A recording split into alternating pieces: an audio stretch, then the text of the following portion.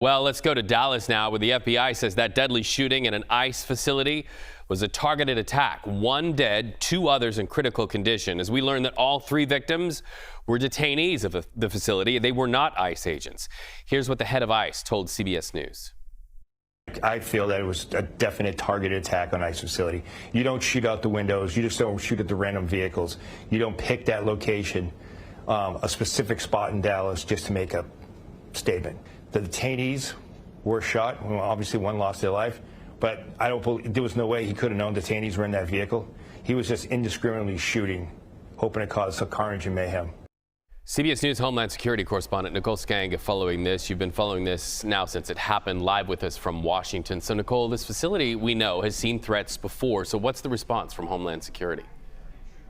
Yeah, the Department of Homeland Security, Reed, has really publicly framed the shooting as a targeted, ideologically driven attack on law enforcement that was motivated by a hatred for ICE. And the Secretary of the Department of Homeland Security has really urged politicians, people nationwide, to tone down their rhetoric about immigration enforcement officials. And both the FBI and DHS have released photos and say that shell casings recovered at the scene included anti-ICE messaging, pointing to that as evidence. Now, Director Lyons, in that great interview with our colleague, went on to say, when you have anti-ICE rhetoric written on the bullets, you know who they're targeting. DHS has also said it's taking immediate steps to increase security at ICE facilities, hardening some of those buildings. They haven't disclosed those details publicly, but it's worth mentioning, as you noted, that the same Dallas office had received earlier threats, including a bomb threat just last month.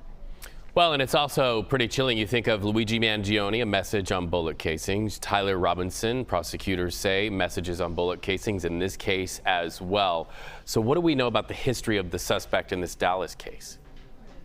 Yeah, Joshua John had a criminal record. In 2015, he was arrested in Texas for delivering marijuana. He pled guilty to a felony charge, and records show he's registered as an independent voter in Oklahoma, last voted in November of just last year. Now, so far, his family in interviews have suggested he didn't really have a strong political viewpoint. But just today, the FBI director indicated that the gunman had previously downloaded a document that actually listed DHS facilities in the Dallas area and had conducted multiple searches online of ballistics as well as video of Charlie Kirk being shot. Patel also said evidence to this point indicates a really high degree of pre-attack planning, and that one of the handwritten notes investigators recovered from the shooter had read something to the effect of, "Hopefully this will give ICE agents real terror." Investigators and officials I've spoken with have expressed concern that this attack was carried out also on the roof of a building, very similar to the tragedy that we saw play out in Utah just a few weeks ago. Of course, Reed, the worry now is about future copycat attacks. Nicole Sganga, thank you so much for following that.